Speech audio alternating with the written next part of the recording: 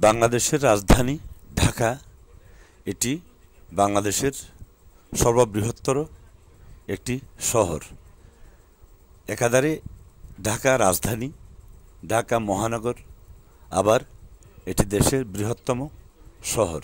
প্রশাসনিকভাবে এটি ঢাকা বিভাগেরও জেলার প্রধান শহর, অর্থাৎ ঢাকা একাধারে বিভাগ এবং জেলা ছাড়াও এটি মহানগর এবং দেশের বৃহত্তম শহর।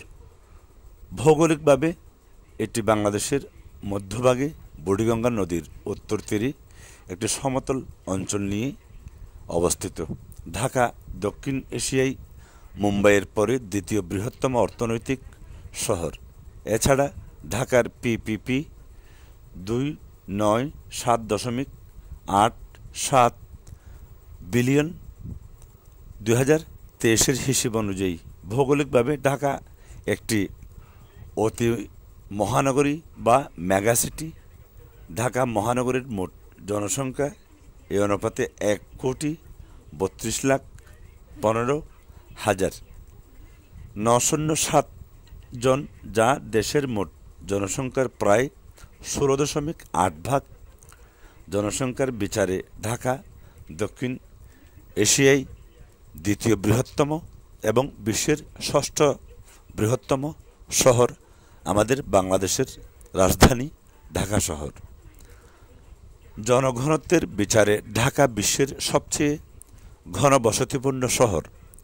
400 বর্গ কিলোমিটার আয়তনের এই শহরে প্রতি বর্গ কিলোমিটার এলাকায় 30,000 লোক বাস করে, এটি পূর্বেকার হিসেব অনুযায়ী। ঢাকা শহর মসজিদের শহর নামেও সুপরিচিত। এখানে প্রায় 13,000-এরও বেশি মসজিদ আছে, যা ইসলামিক ফাউন্ডেশন বাংলাদেশের তথ্য অনুযায়ী।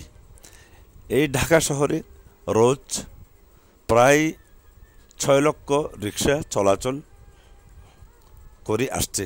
বর্তমানে ঢাকা দক্ষিণ এশিয়ার অন্যতম প্রধান সংস্কৃতি, শিক্ষা ও বাণিজ্য কেন্দ্র হিসেবেও সুপরিচিত।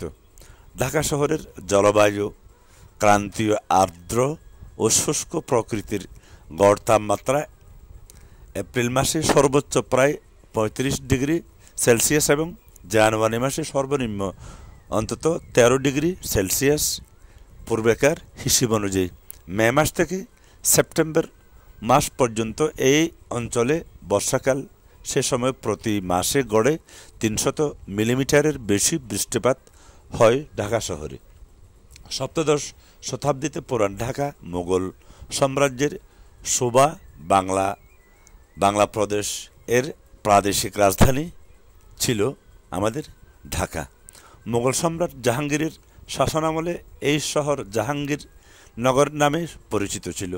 বিশ্বব্যাপী মসলিন বাণিজ্যের একটি কেন্দ্র ছিল ঢাকা এবং বিশ্বের বিভিন্ন স্থান থেকে ব্যবসায়ীগণ এখানে বাণিজ্যের উদ্দেশ্যে আসতেন বলে বিভিন্ন অনলাইন সূত্রে জানা গেছে। ঢাকাতে বিশ্বের সেরা মসলিন কাপড় উৎপাদিত হতো একসময়। যদিও আধুনিক ঢাকা শহরের বিকাশ ঘটে 19বিংশ শতাব্দীতে ব্রিটিশ শাসন আমলে।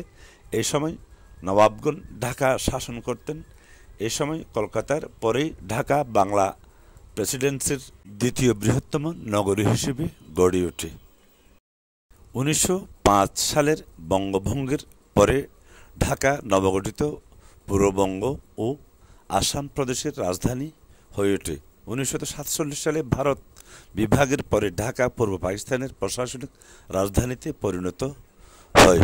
1950 থেকে 1960 সালের মধ্যে এ শহর বিভিন্ন সামাজিক, জাতীয়তাবাদী ও গণতন্ত্রপন্থী আন্দোলনের কেন্দ্রবিন্দু হয়ে ওঠে। 1971 সালে ঢাকা স্বাধীন বাংলাদেশ রাষ্ট্রের রাজধানী হিসেবে আত্মপ্রকাশ করতে শুরু করে।